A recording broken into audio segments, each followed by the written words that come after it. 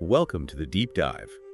Today we're embarking on a really fascinating exploration into the world of artist Bob Camblin. hmm We're zeroing in on his creative life, his experiences, really focusing around the year 1990. Yeah, it's a specific window, but we've got a great mix of material. We really do. We've pulled together excerpts from a retrospective, some personal letters detailing a pretty significant journey he took. Right, donation records too, and maybe most revealingly, a whole collection of his own words, quotes, observations. Exactly. So our mission today really is to try and pull out some key insights into Camblin's artistic thinking.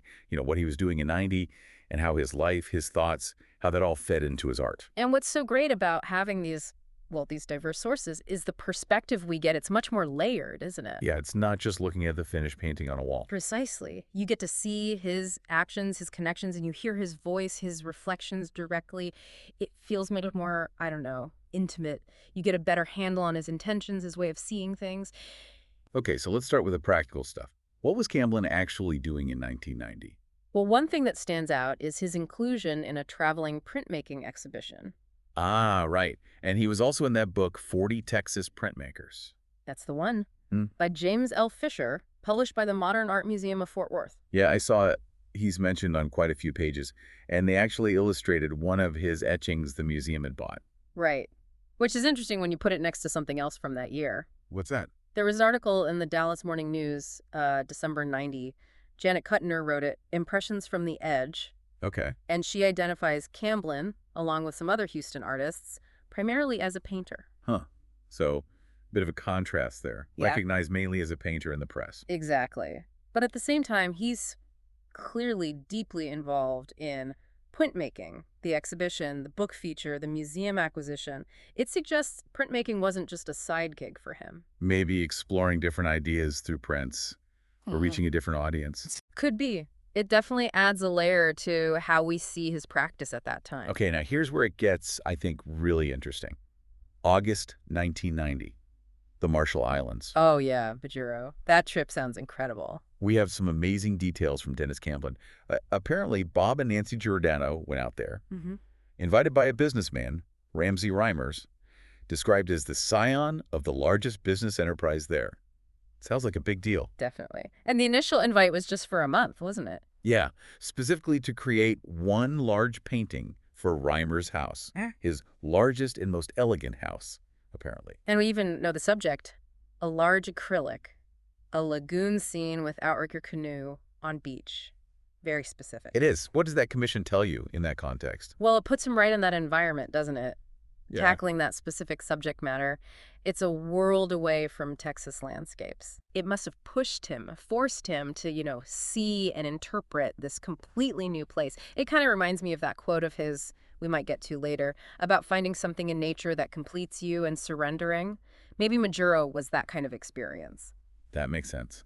And it turns out he didn't just stay for the month, did he? No, not at all. Dennis Camblin says it was closer to 3 months in the end. Wow. And he was really productive, did the main commission, but also loads of other paintings, drawings, small watercolor studies. And he even had a kind of studio opening. Sold a lot of the work right there. Yeah, an impromptu opening. And apparently, many of those pieces are still in prominent spots in Majuro. That's amazing. Yeah. There's that little story, too, about the pen and ink piece Dennis bought because it didn't sell at first. Right, in gray tones. It just adds such a lovely personal touch to the whole account. Really paints a picture of him immersed in the place. And after all that, this extended, productive stay, he heads back to Waldport, Oregon.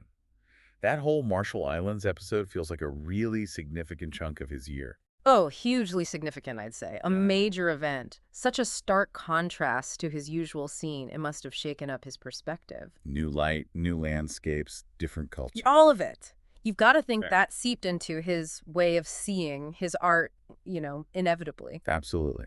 And then, rounding out 1990, there was also this massive donation. Yes, the prints to the Museum of Fine Arts, Houston. 131 of them, created with Little Egypt Enterprises and Serling Etching Studios. The scale of that donation is pretty striking. It really is. It underlines that commitment to printmaking we were just talking about. Mm-hmm. And maybe a desire to get the work out there into a public collection beyond just selling pieces, sharing it. So if you look at 1990 overall, what picture emerges?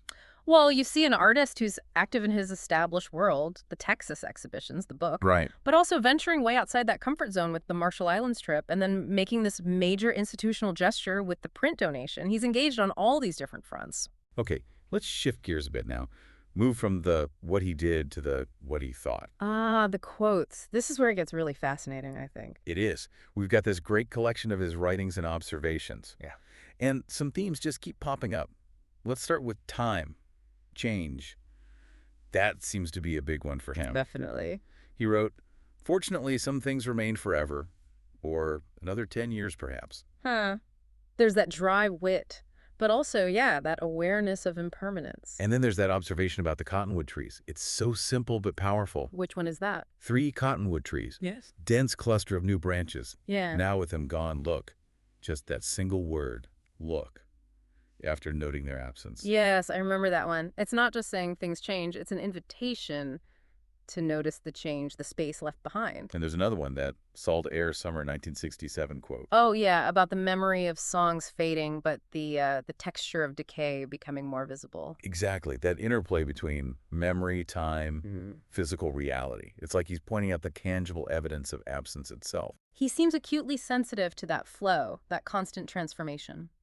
Okay, moving on to sort of broader ideas, art, philosophy, the universe. He says something quite striking.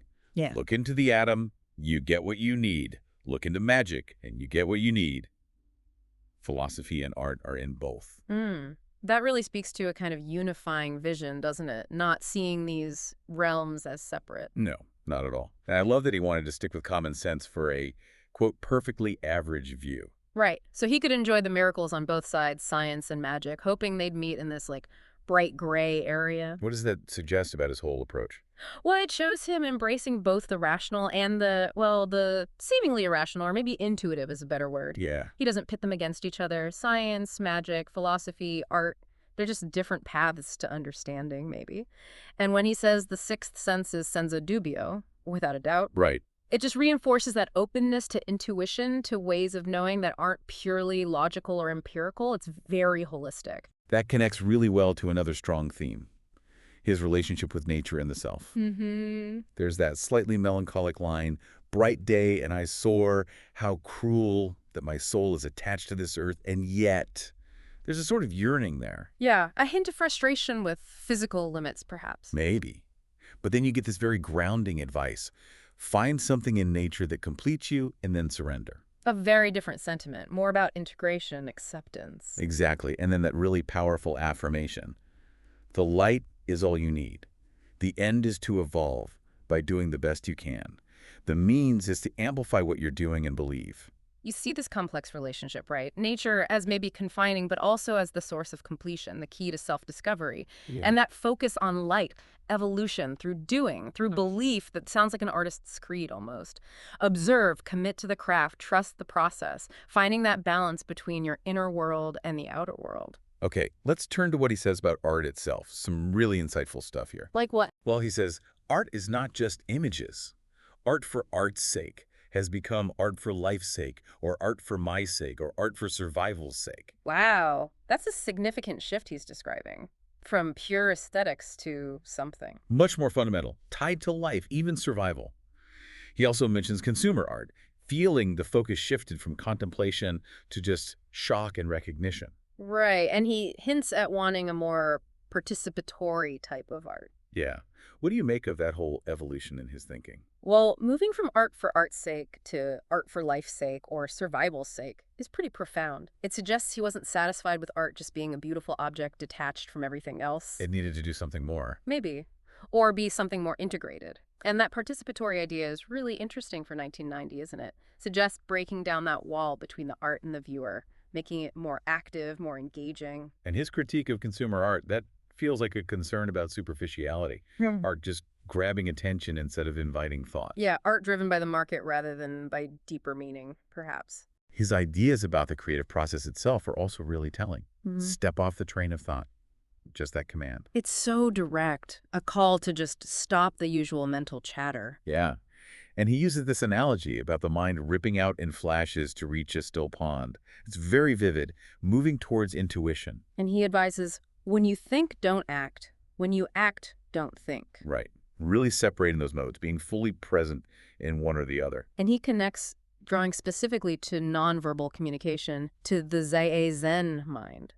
Can you unpack that Zazen mind connection a bit more? Yeah. What does that imply for his process? Well, Zazen suggests that meditative state, right? Hmm? Focused awareness, non-judgmental.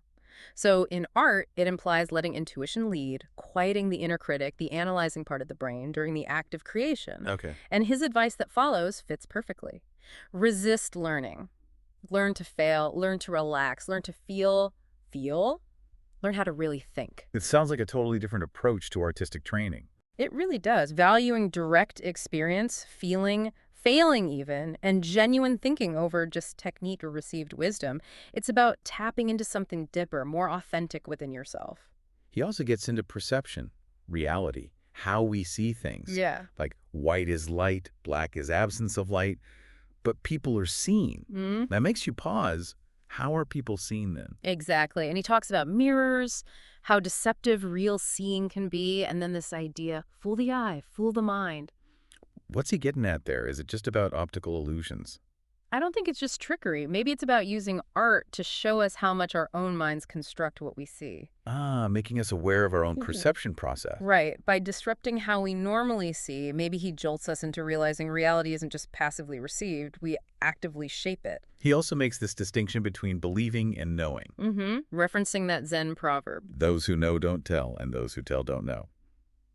What kind of knowing is he talking about? It seems like something deeper than just intellectual agreement, more like profound experiential understanding. Something you can't easily put into words. Exactly. It fits with his emphasis on intuition and direct experience. It's a certainty gained from within, not just from information given. And his thoughts on history and creativity tie into this too, I think. How so? He says, history is believable when it is creative. That's pretty provocative. It is. It suggests that just listing facts isn't enough. History needs interpretation, narrative, a creative element to actually resonate, to feel true. And he also believed we all are creative, but we lose our magic in understanding everything instead of knowing.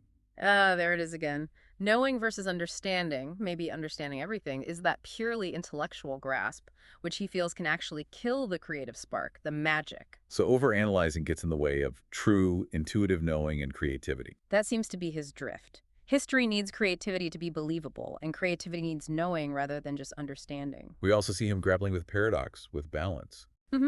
Phrases like draw, teach, search, reveal, always framed in paradox. And resist and submit held in perfect balance. Yeah, those suggest a really nuanced view. Life and creativity aren't simple. They're full of these tensions you have to hold together. And then there are those great little insights from his teaching days at Rice. Oh, the timeline.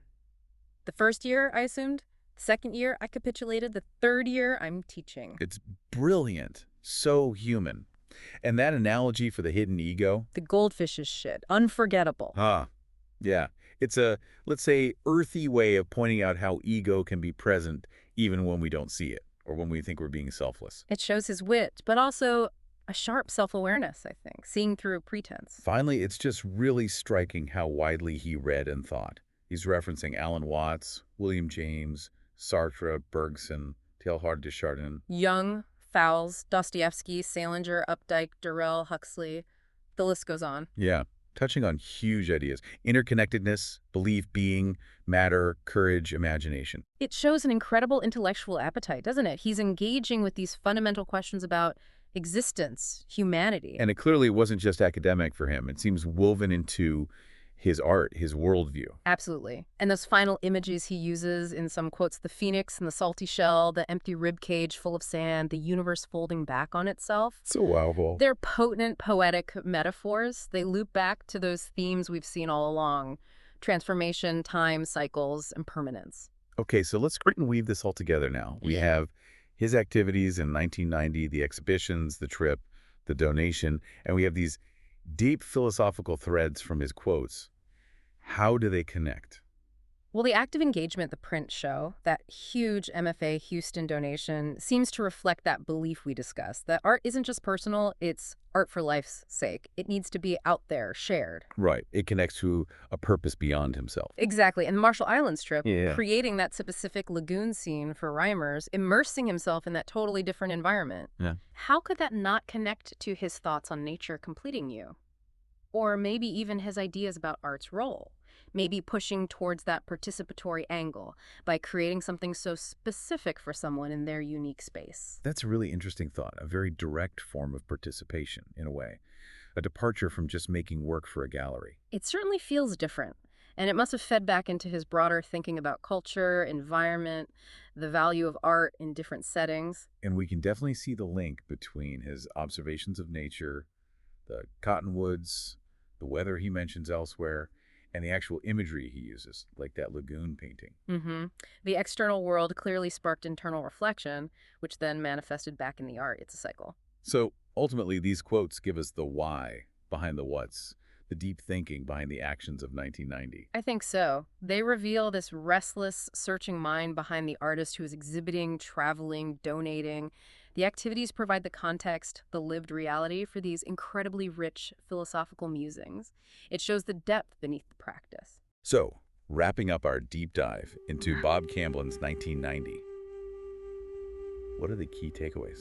For me, it's that fascinating blend, the concrete actions, the prints, the trip, the gift, alongside this really profound inner world revealed in the quotes. Yeah, a year of tangible achievements, but also clearly deep experiences, all seen through his very unique artistic and philosophical lens. And those recurring ideas just resonate, don't they? Time passing, everything being connected, the search for meaning in art and life, the importance of your own experience, your own perception. And that balance he kept mentioning Mhm. between logic and intuition, resisting and submitting. That constant dance, it really gives you a powerful sense of his core philosophy, both as an artist and just as a thinker engaging with the world. Okay, so here's a final thought for you, the listener, to maybe mull over. hmm Think about Camlin's emphasis on stepping off the train of thought, on embracing that more intuitive Zazen approach he talked about. How might that apply in your own life, your work, your interests, maybe even challenges you're facing?